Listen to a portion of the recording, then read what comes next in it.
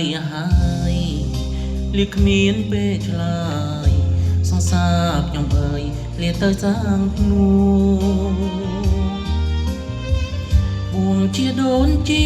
លៀងបាបនរូដើម្បីទុកឈ្មោះឲ្យល្អពីរួមនៅក្នុងលោកាជ្រុលហើយអូនអើយបងបានជាខំទទួលកំហុសឈ្មោះថាជាប្រុងបត់ចិត្តស្នេហាសម្លឹងពោះពេកបំភ្លេចបោផាដែលជាសង្សារខកខាផាថាប្រឡាញ់កាយភ្លើ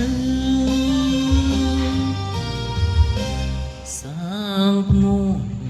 លៀងកម្មអស្នេហ៍ជុកគិតក៏សាងជីវិតបុកភ្នំសំពើអូនទៅរកធរដើម្បីជាភ្លើបើឲ្យសុខបើនៅឲ្យសុខចងមិនគួរសុខខ្ញុំព្រាត់មុំទាំងរួងអូនទៅសាងនោះព្រោះតែរបងបានប្រព្រឹត្តខុសជាតិនេះមានកម្មសំពើសនដោសូមជាតិក្រោយចងជួបគ្នាសាងឈ្មោះរួចជាគូស្នេហ៍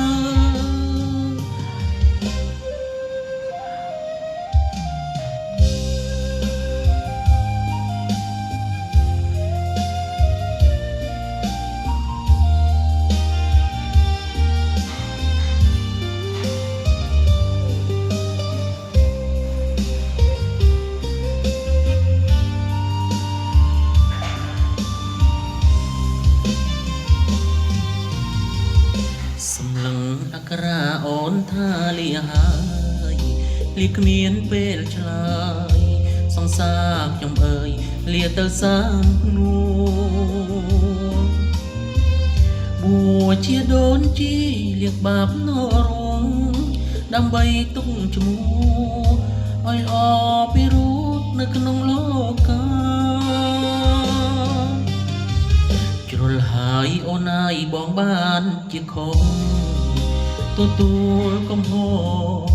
នោះតាជាប្រុងបត់ចិត្តស្នេហាសម្លឹងពោះពេកបំភ្លេចបោផាដែលជាសងសារគ្របថាផាថាប្រឡាយកាយភ្លើសាងភ្នោះលៀងកម្មអស្នេហ៍ជុកគិតក៏សាងជីវិតពុះភ្នំសំពើអូនទៅ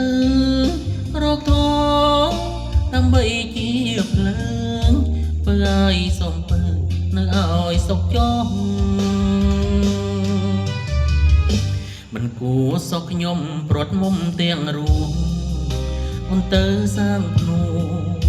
ព្រោះតែរូបបងបានប្រព្រឹត្តខុស